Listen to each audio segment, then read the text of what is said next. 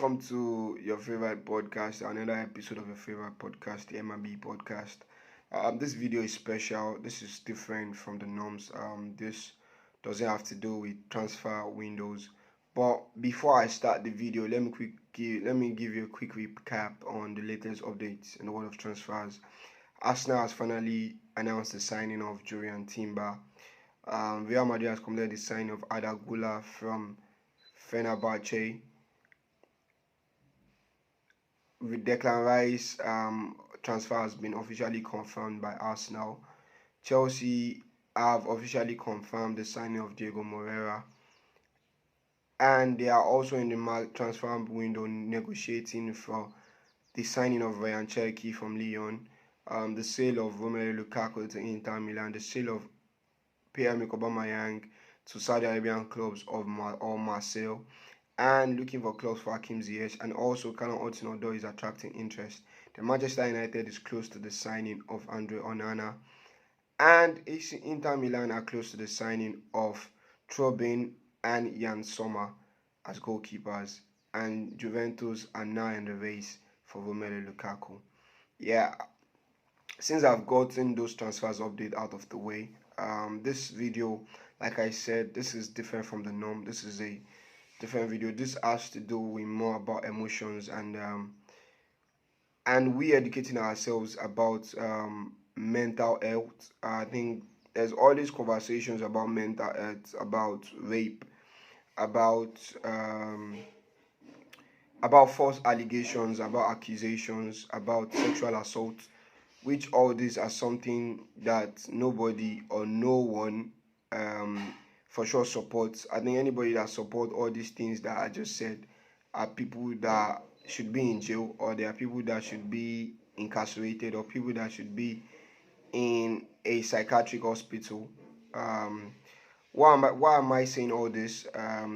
This week, Dele Alli came out had an interview with Gary Neville, where he spoke extensively about his mental health and about what he has been going through, about the demons he has been fighting. What was the point where you started to feel that there was wasn't a lot right? of support from him. Like one morning I woke up, I had to go train, and this is when he'd stopped playing me. I remember just looking in the mirror. I mean, it sounds dramatic, but I was literally staring in the mirror, It came to his support. and I was asking if to see a young player I could retire now.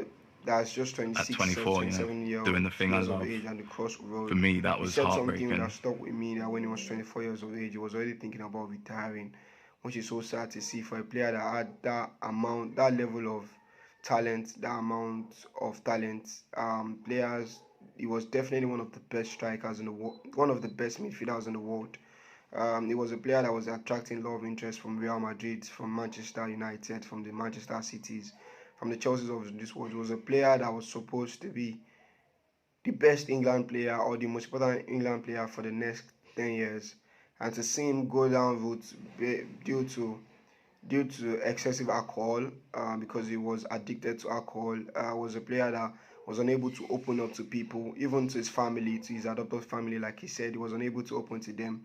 This was a player that wasn't looking for any help from anybody. He wasn't ready to take any help from anybody. He wasn't able to open up to his family. Was a player that I felt like he could fight his demons on his own. But like I do say, the first step to getting cleared, or the first step to getting healed, no matter what's happening to you, is to speak up. When you speak up to the right set of people, when you speak up, people know what you are going through, what's affecting you, and they know how, or they find the best possible way to try to save you or try to help you get out of that situation, get out of that mood, get out of that predicament. I was so excited. I was so happy to see him finally open up, and I was so happy to see that he is finally getting. He went for a therapy session. He's finally getting the help he needs by speaking out. And there's a lot of people that has reached out to him. He's currently injured, and he gave us updates that he still has a contract with Everton. And after his injury, he said he is going to be ready to go back or try to become the player that he once was. And I am wishing Dele Alli the best of luck in his career. Moving on from the Dele Alli, which is a very delicate topic, to also another delicate topic that has been making the rounds in the world of football, which is that of Benjamin Mendy finally getting cleared for 10 counts of rape and sexual assault. This is a player that virtually has lost everything in the past 2.5 years. He has lost his dignity, he has lost his respect, he has lost titles, because if he was still playing for Manchester City, he is going to be winning the treble just at the end of this season. But let's not talk about the sport. Let's not talk about titles. This is about a human being. There has to be a punishment for people for people who falsely accuse people, or who label false accusations or false allegations on somebody.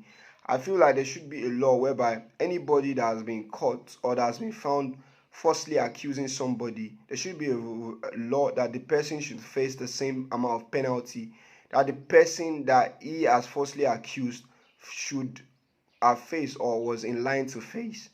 This is a black man in the United Kingdom.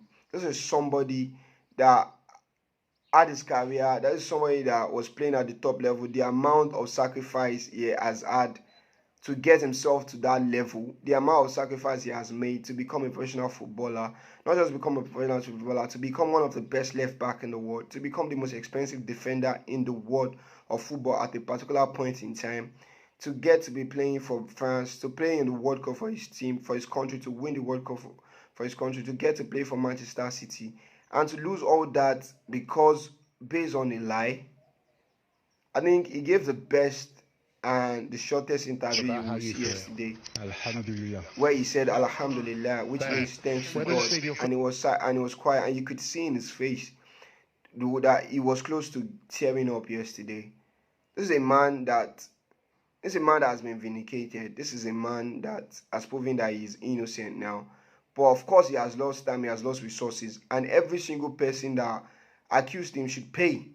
They should be brought to book. They should pay heavily for what they have done, for the atrocity they've committed, for the lie they've told against him. Because this is somebody, honestly, this was somebody that when the news first came out that he raped somebody or he molested the ladies, I was part of the people that spoke up and say that he has to be punished or he must be jailed.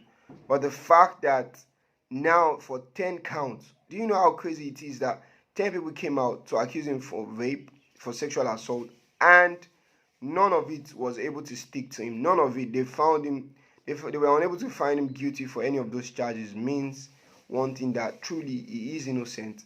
And every single person who came out to accuse him should be brought to books, or should also be meant to pay for the atrocity they committed. Because we have to tell ourselves, these athletes who are protecting the athletes, they waste a lot of time, not even waste, they spend a lot of time in their youth working so hard to get to the level they get to start making the amount of money they make, to be the breadwinner of their family, to take care of a lot of people, 50, 60 people, and to lose all that to a lie. It's something that I feel nobody deserves. That is something that I feel nobody should tolerate, or it's something that is hard to accept for any other person. If you have a family, if you have a brother, if you have a sister, just sit down and reason and look at what I've been saying, and look at how crazy it's going to be, or how will you feel if somebody comes out the next day or another day to label an accusation on you or something you didn't commit, and that accusation led to you losing 2.5 years of your life, led to you losing resources, led to you losing time, led to you losing dignity, which is the most important thing, or which is the biggest thing somebody can have, which is the dignity and respect of your peers or people around you. Let all think about it, and let us all see, is it justified? And do you think just letting the perpetrators go like that, do you think, is that something that should be done? Is that how it should be done? Is that how we should continue to govern this life? Is that how we should continue to live this life, whereby it seems like the rule favors a set of people and not some set of people? It feels like the ones who are celebrities, or the ones who has names, has everything to lose, while the ones who has nothing to lose. We need to hold everybody accountable for their actions, and everybody needs to pay for the consequences of their actions. This is a video, this is a plea to everybody to stop allegations, to stop false accusation, and anybody that has been found wanting in that situation should definitely be punished and be put to books.